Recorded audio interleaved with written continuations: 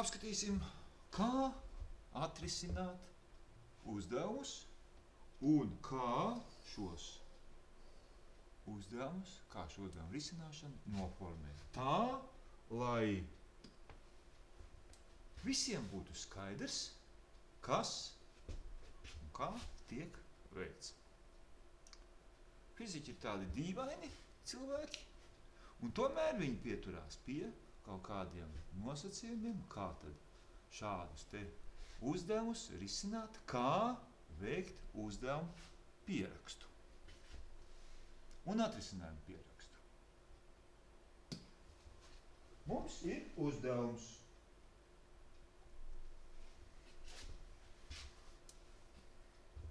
Mums ir dot ķieģeļi, dots ķieģelis. Ir zināms, ka ķieģeļa izmēri ir 12 cm, 240 mm un 0,1 metrs. Kā vajadzētu risināt uzdevumu, ja mums ir prasīts noteikti maksimālo laukumu, ko iespējams aizklāt ar 200 ķieģeļiem, noteikti viena ķieģeļa tilpums, un jautājums vēl ir tāds, cik tad ķieģeļu nepieciešams, lai aizkrāmētu 20 kvadrātmetrus lielu spraugu. Ar ko būtu jāsāk? Kā visi uzdevumi ir jāsāk ar dotajiem. Kas mums ir dots? Mums ir doti ķieģeļa izmēri. Ķieģeļa izmēri. 12 cm, 240 mm un 0,1 metrs. Pieņemsim, ka ķieģeļa garums, sāksim ar to, pierakstam dots. Pierakstīsim dotos. Pieņemsim, ka ķieģeļa garums ir 12 centimetri. Jā, ķieģelis bija taisnstūri paralēlas kādas. Jeb ķieģeļa forma bija taisnstūri paralēlas kādas. Ķieģeļa platums 240 mm. Ķieģeļa augstums mums ir 0,1 metrs. Kā redzams, mums ir dažādas mērvienības. Mērvienības ir gan centimetri, gan milimetri, gan metri. Pirmais, ko vajadzētu darīt, ir visas mērvienības pārvērst pamata mērvienībās, tas ir metros. Tādēļ pieņemtais uzdevuma risināšanas veids ir šāds. Kad mums uzrakstīti ir dotie uzrakstīti, novelkam līniju, un aiz šīs līnijas mēs dotos lielumus pierakstām pamat mērvienībās. 12 cm, tas mums ir 0,12 metri. 240 mm pamat mērvienībās metros, pārvēršam metros 0,24 metri. Augstums bija jau dots metros, mēs varam viņu šeit rakstīt, un tikpat labi varam arī nerakstīt šajā te vietā. Nākošais, kas ir nepieciešams. Valkam atkal līniju, novalkam šeit līniju, un apakšā pierakstām, kas mums ir jāaprēķina.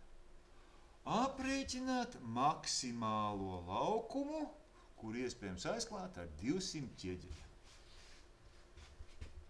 Aprēķināt laukums, pieliksim klāt indeksiņu, 200 ķieģeļu.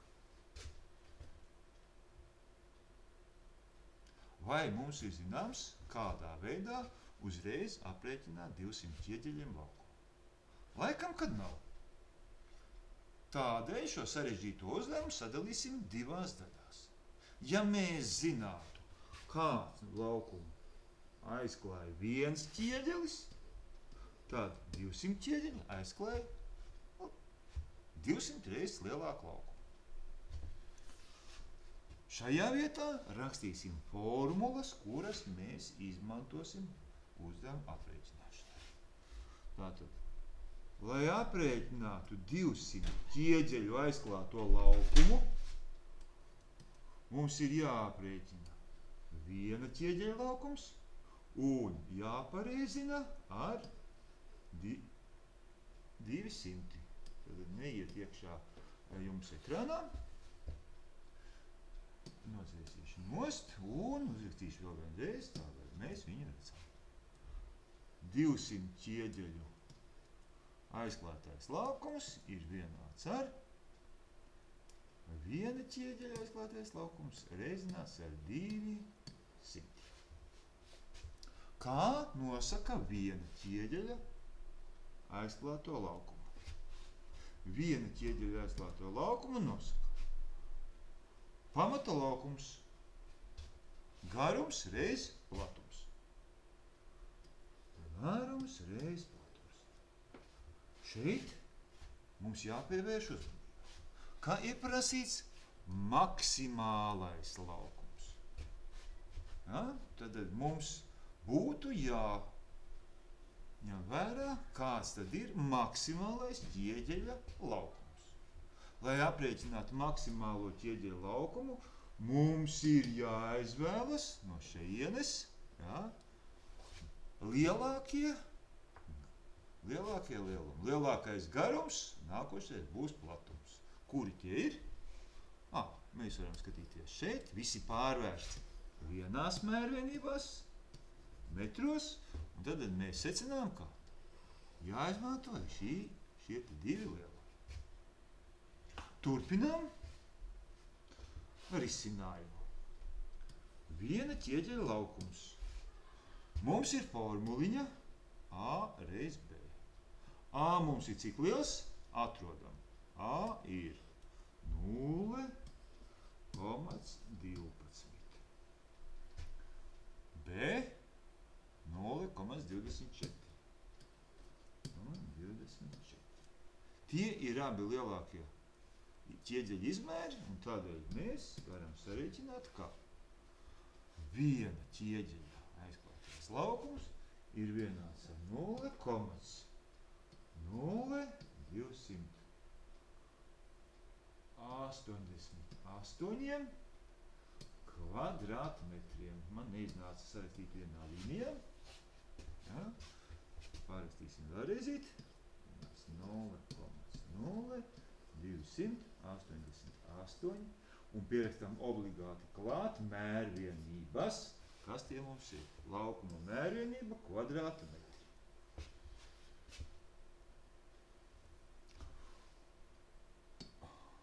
Viena ķieģeļa laukumu aprēķinājām.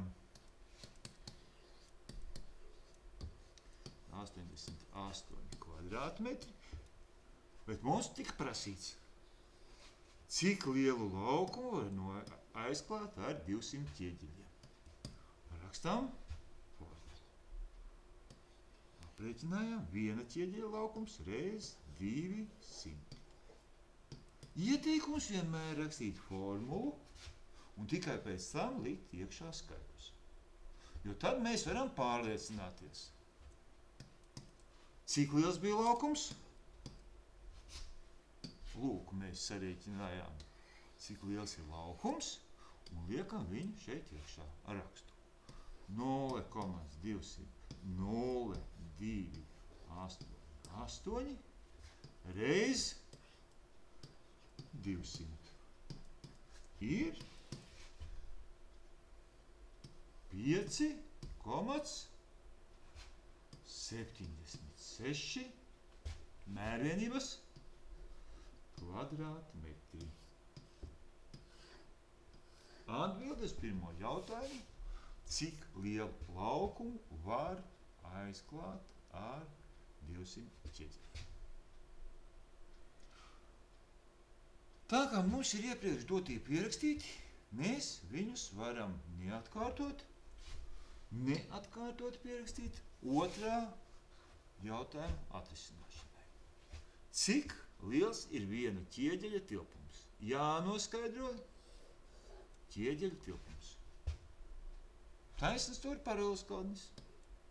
Tātad izmantojam formuliņu garums reiz platums reiz augstums. Skatāmies dotajos, kur pārvērst vienās mērvienībās, pamatmērvienībās. Garums 0,12 metri. Platums 0,24 metri. Augstums 0,1 metrs. Sareizinām un iegūstam, ka viena ķieģeļa tilpums ir 0,0288 kubikmetri.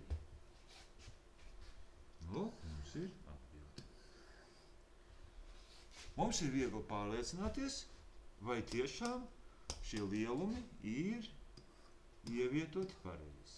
Pārbaudām pēc dotajiem, vai šie lielumi ievietot pareizi. Jā, lielumi ievietot pareizi, tātad iespējams, ļoti iespējams, ka mūsu uzdevums ir atrisināts pareizi. Trešais jautājums. Cik ķieģeļu nepieciešams, lai aizklātu 20 kvadrātmetrus lielu laukumu? Tā. Mums ir dots. Rakstīsim šādu veidu. Dots. Kopējais laukums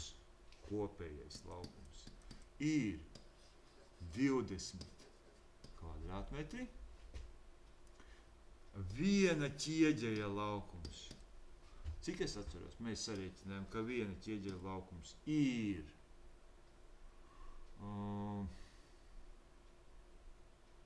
0,0288 kvadrātmetri. Jānoskaidro ķieģeļu skaits, kas nepieciešams, lai aizklātu šo te laukumu. Tā kā mums ir pamatmērvienībās viss jau pārvērsts, tad mēs šajā vietā neko nerakstīsim. Rakstīsim formulu. Kā tad noskaidrot kopējo ķieģeļu skaitu, kas nepieciešams, lai aizklātu šādu te laukumu? Laikam, kas tas būs? Kopējais laukums dalīts ar viena ķieģeļa laukumu. Lieku klāt indeksiņus, lai mums būtu saprotamāk. Piemēram, indeksiņš K nozīmē kopējais laukums, indeksiņš 1 ir viena ķieģeļa laukums. Tātad ķieģeļu skaits būs 20 dalīts ar 0,0288. Izmantojot kalkulatoru, iegūsim, kā nepieciešamais ķieģeļu skaits. Paņemam kalkulatoru un izdalām 20 dalīts ar 0,0288. Iegūstam 694,4. 694,4. Bet tā kā mums diez vai kāds pārdos 0,4 ķieģeļus, ja pusķieģeļus, tad mēs šo te lielu nopadojam uz 695 ķieģeļi. Lūk, arī ir atbilde. Turpināsim. Turpmāk izmantot šādu te veida pierakstu.